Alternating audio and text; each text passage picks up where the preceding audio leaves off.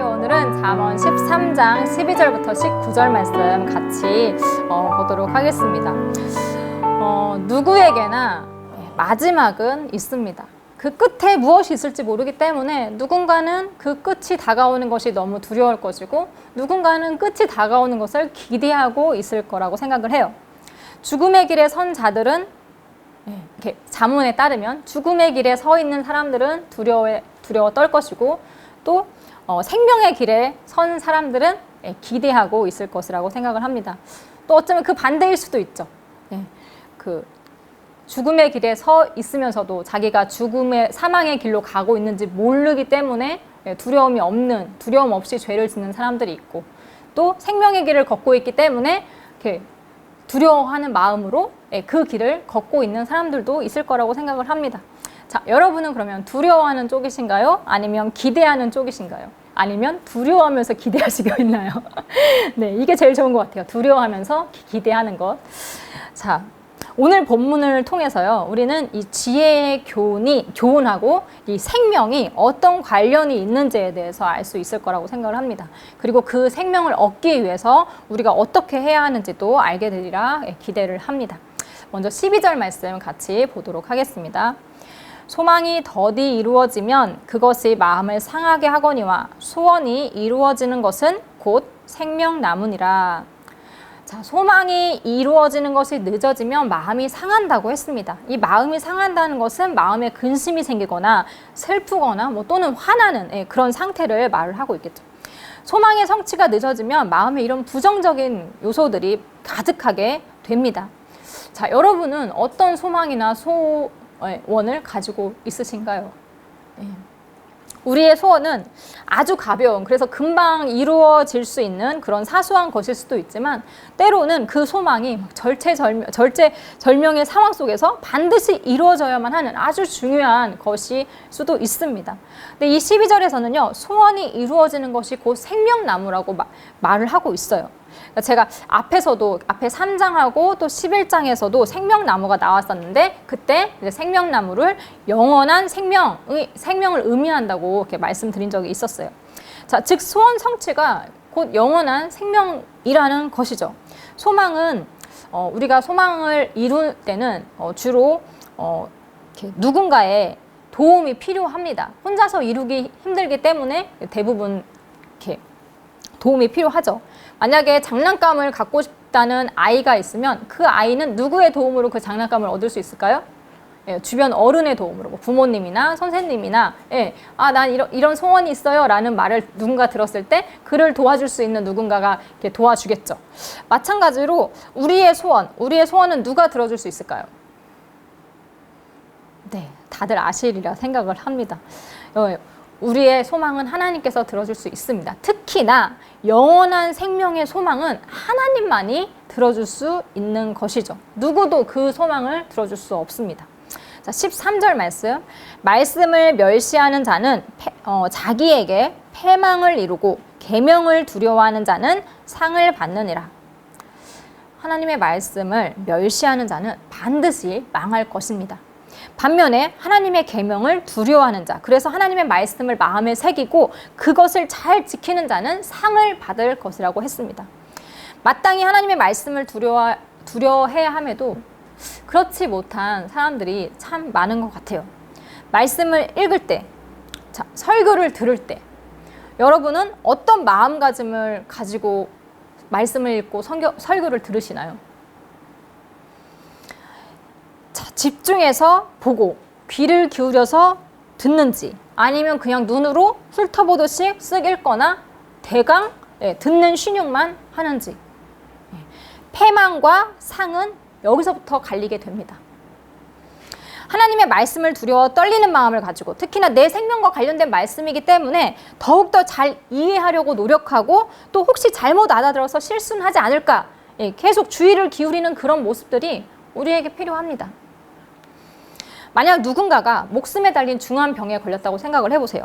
자, 어디가 어떻게 잘못됐는지 알려하지도 않고 어떤 방법이 이 병을 쉽게 낫게 할 수 있는지 더 좋은지 이런 것들을 제대로 알아보지도 않은 채 그냥 의사 선생님한테 가서 저는 의학에 대해서 아무것도 모르니 알아서 해주세요 라고 얘기하는 사람이 얼마나 될까요? 아무도 없을 거라고 생각을 해요. 일단 어디가 아프다 그러면 최소한 사소한 거라도 우리는 그 병에 대해서 알려고 노력을 합니다. 그래서 암에 걸린 사람은 암 전문가가 되고요. 당뇨병에 걸린 사람은 당뇨병 전문가가 됩니다. 병을 낫기 위해서 열심히 공부하고 연구하기 때문이죠. 우리의 영과 관련된 문제도 마찬가지예요. 우리의 영이 망하지 않기 위해서는, 즉 살기 위해서는 하나님을 두려워하는 마음을 가지고 하나님의 말씀의 전문가가 되어야 합니다. 목회자들만 성경을 열심히 공부해야 하는 것이 아니에요. 목회자들은요, 엉뚱하게 자기 마음대로 하나님 말씀을 해석하지 않도록 옆에서 도와주는 일을 하는 거예요. 아픈 사람이 살기 위해서 자기 병에 대해서 막 눈에 불을 켜고 열심히 공부하는 것처럼 성도들 또한 자기의 죄가 무엇인지, 하나님의 계명이 무엇인지, 지혜롭게 살기 위해서는 어떤 것을 선택해야 하는지 공부하고 또 연구해야 합니다. 생명을 주관하시는 하나님을 두려워하는 자만이 아까 말씀드린 상, 즉 생명을 얻을 수 있는 것입니다. 14절 말씀. 지혜 있는 자의 교훈은 생명의 샘이니 사망의 그물에서 벗어나게 하느니라. 자, 지혜 있는 자의 교훈, 즉 13절에 나온 말씀과 계명은 생명의 샘이라고 말하고 있습니다. 마르지 않는 생명의 샘은 사람들을 생명의 길로 인도하는 교훈과 같습니다. 그 교훈은 사망의 그물에서 벗어나도록 도와준다고 했어요. 지혜의 교훈 없이는 사망으로 가는 그 길에서 벗어날 수가 없다는 것입니다. 즉 하나님의 말씀을 무시하는 자는 죽음으로부터 벗어날 수 없습니다. 15절 말씀.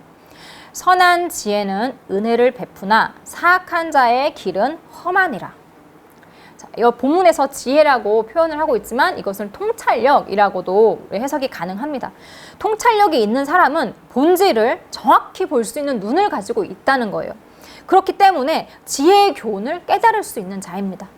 선한 지혜는 은혜를 베푼다고 했습니다. 우리가 마땅히 얻을 수 없는 소중한 무언가를 이렇게 누군가로부터 우리가 받았을 때 우리는 은혜를 얻었습니다 라고, 은혜를 받았습니다 라고 얘기를 하죠. 은혜는 누군가 베풀 수 있어야 받을 수 있는 것이고, 또 은혜를 베푼다는 것은 그만한 능력을 가지고 있다는 것입니다. 즉 지혜의 교훈을 배운 선한 통찰력을 가진 사람은 은혜를 베풀 능력이 있고 또 그 은혜를 베풀 줄 아는 아량도 있다는 것이죠. 그렇기 때문에 지혜를 가진 자들의 공동체는 서로가 서로를 도울 수 있고, 그러므로 그들의 삶은 좀 더 풍요로워질 수 있습니다. 그러나 지혜의 교훈을 따르지 않고 믿음 없이 행하는 자의 길은 험합니다. 지혜는 행복하게 사는 삶의 길로 인도를 한다고 했었죠. 그렇기 때문에 그것을 거부한다는 것은 행복한 삶을 거부하는 것과 다를 바가 없습니다. 믿음이 없이는, 믿음이 없는, 그래서 악한, 믿음이 없는 것 자체가 악한 거라고 표현을 했죠. 이 악한 사람의 인생은 평안하지 않고 발 디디기도 어려운 험난한 길이 될 것입니다. 그리고 그 길의 끝은 뭘까요? 죽음이겠죠. 16절. 무릇 슬기로운 자는 지식으로 행하거니와 미련한 자는 자기의 미련한 것을 나타내느니라. 자, 슬기로운 자, 즉 지혜로운 자는 배운 지식대로 행합니다. 그들은 자신이 무엇을 해야 하는지 이미 다 잘 알고 있어요. 그래서 자기 마음대로, 자기 하고 싶은 대로 하지 않고 지식대로, 배운 대로 행합니다. 하지만 미련한 자는 배운 지식이 없기 때문에 자기의 미련한 것을 드러낸다고 했습니다. 그들 스스로는 어쩌면 자신이 굉장히 똑똑하고 부족한 부분도 없다고 생각할지도 몰라요. 또 지혜가 없는 주변의 다른 사람들도 마찬가지로 그들을 보면서 저 사람은 똑똑해 라고 말할 수 있습니다. 하지만 하나님은 그들을 보며 어리석다고 말씀하십니다. 미련한 자는 지혜에 대해서 어리석고 지혜에 대한 감각이 둔합니다. 그 결과 그들이 지혜를 발견하기는 굉장히 어렵습니다. 그들은 하나님이 누구신지 알지 못하고 또 알고 싶어 하지도 않음으로써 하나님의 말씀을 무시하죠. 그것이 바로 그들이 미련한 점입니다. 그들은 지혜가 없기 때문에 하나님의 말씀을 따를 능력이 없습니다. 우리가 아무리 말을 해도 못 알아듣는 사람한테 뭐라고 말을 하죠? 아, 저 사람 너무 미련하다. 뭐 미련 땡땡이라고 많이 하는데 그들에게 아무리 지혜에 대해서 말해도 이 미련한 사람들은 알아듣지를 못합니다. 그 이유는 그들이 악하기 때문입니다. 로마서 16장 19절에 너희가 선한 데 지혜롭고 악한 데 미련하기를 원하노라 라는 말씀이 있어요. 선한 데는 지혜롭고 악한 데는 미련한 자가 바로 하나님께서 슬기롭다, 지혜롭다 말하는 자들입니다. 반대로 선한 데는 미련하고 악한 데는 지혜로운 자들은 하나님께서 어리석다고 말씀하시는 거죠. 17절 말씀. 악한 사자는 재앙에 빠져도 충성된 사신은 양약이 되느니라. 자, 여기서 사자, 사신, 이건 사전적 의미로 임금이나 국가의 명령을 받고 외국에 사절로 가는 신하를 의미합니다. 그들의 사명은 뭘까요? 그들의 사명은 왕의 우중을 잘 파악해서 상대방 나라에 잘 전달하여서 양국 간의 문제를 해결하는 것이 이들의 사명이에요. 그런데 악한 사신은 오히려 문제를 일으키고 나라를 재앙에 빠뜨린다고 했습니다. 반면에 충성된 사신은 왕의 명령을 잘 수행함으로써 나라의 양약이 된다고 했죠. 자, 악한 사신과 충성된 사신, 이 다른 점이 뭘까요? 왕의 뜻을 얼마나 잘 이해하고 그것을 얼마나 지혜롭게 전달하느냐입니다. 충성된 사신은요, 왕의 뜻에 따라 왕의 명령을 성실히 수행함으로써 나라의 이익을 가져올 수 있습니다. 그런데 이제 악한 사신은 왕의 뜻보다는 자신의 뜻을 더 내세우는 자이거나 아니면 왕의 명령보다는 자신의 체면을 더 중시하는 자일 수 있습니다. 나라의 이익보다 자신의 이익을 추구하다 보면 당연히 그가 맡은 일을 망칠 수밖에 없는 것이죠. 우리 또한 악한 메신저가 될 수도 있고 충성된 메신저가 될 수도 있습니다.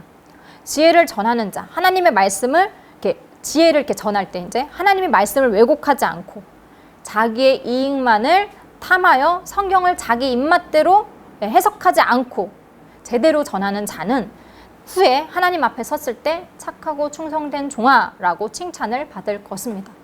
물론 그렇지 않은 사람일 경우에는 말씀대로 재앙이 그에게 임하겠죠. 18절 말씀. 훈계를 저버리는 자에게는 궁핍과 수욕이 이르거니와 경계를 받는 자는 존영을 받느니라. 자, 지혜의 훈계를 저버리는 자는 가난과 수치를 얻습니다. 잠언에서는 지혜를 얻는 자가 부를 얻는다고 말을 하고 있어요. 물론 잠언에서 말하는 모든 부가 긍정적인 것은 아니죠. 그래서 본문에서 가난과 함께 수치를 말하고 있는 것입니다. 그러니까 훈계를 저버린 자의 가난은 수치를 동반하는 것이죠. 반면 훈계나 책망을 받아들일 줄 아는 자는 존경을 받는다고 했습니다. 훈계를 받아들인 자는 자신의 잘못된 모습을 바라볼 수 있는 사람입니다. 그래서 자신의 잘못을 인정할 수 있는 자가 그 잘못된 점도 고쳐나가기 더 쉽겠죠. 그렇게 점점 사람들에게 이제 존경받는 사람이 되어가는 것이겠죠. 19절 말씀. 소원을 성취하면 마음에 달아도 미련한 자는 악에서 떠나기를 싫어하느니라. 우리가 제일 처음 읽었던 12절 말씀에 나왔던 소원 성취에 대한 말씀이 또 나오고 있습니다. 19절에서는 소원을 성취하면 마음이 달다 라고 표현을 하고 있습니다. 소원을 이뤘을 때 감정의 상태를 표현한 것이죠. 마음이 달다는 것은 행복한 상태를 의미합니다. 앞에서 소원이 더디 이루어지면 마음이 상한다는 말과 좀 대비되는 말씀이죠. 그런데 미련한 자는 악에서 떠나기를 싫어한다고 했습니다. 소원을 성취해서 기쁜 상태에 있는 사람들을 바라보면서도 그들은 악에서 떠날 생각을 하지 않습니다. 미련한 자들은 악한 상태로 사는 것이 편안하기 때문에 그래요. 오히려 악에서 떠나는 것이 그들에게는 불편하고 힘들 것입니다. 그리고 소원을 성취한 사람들의 마음을 그들은 잘 이해하지를 못합니다. 그들의 기쁨을 경험해보지 못했기 때문에 그것이 얼마나 소중한 것인지 잘 알지 못하는 거죠. 한 번도 체험해보지 않았으니 알 수가 없는 겁니다. 어쩌면 우리도 미련하게 그 기쁨에 큰 관심을 두지 않고 있을 수 있습니다. 오히려 악에서 떠나기 싫어서 살던 대로 살겠다고 어거지를 부리고 있을지도 모릅니다. 예전에 광고에 참 좋은데 정말 좋은데 어떻게 표현할 방법이 없네. 네, 이런 멘트로 유명해진 건강식품 관련 광고가 있었는데요. 하나님께서 주시는 기쁨, 평안, 그 사랑으로 인한 벅찬 감동, 예, 정말 너무 좋은데 표현을 할 수가 없습니다. 네, 경험을 해본 사람만이 알 수 있는 그런 감정인 거죠. 악에서 떠나야 합니다. 습관처럼 자주 입는 옷처럼 그렇게 편안해진 죄를, 너무 자주 저질러서 내가 입고 있는지도 몰랐던 그 죄악을 벗어버려야 합니다. 그랬을 때 우리는 그 달달한 마음을 얻을 수 있습니다. 영원한 생명을 얻을 수 있습니다. 지혜 있는 자의 교훈을 멸시하지 말고 꼭 새겨 듣기를 바랍니다. 오늘 말씀 여기서 마치도록 하겠습니다.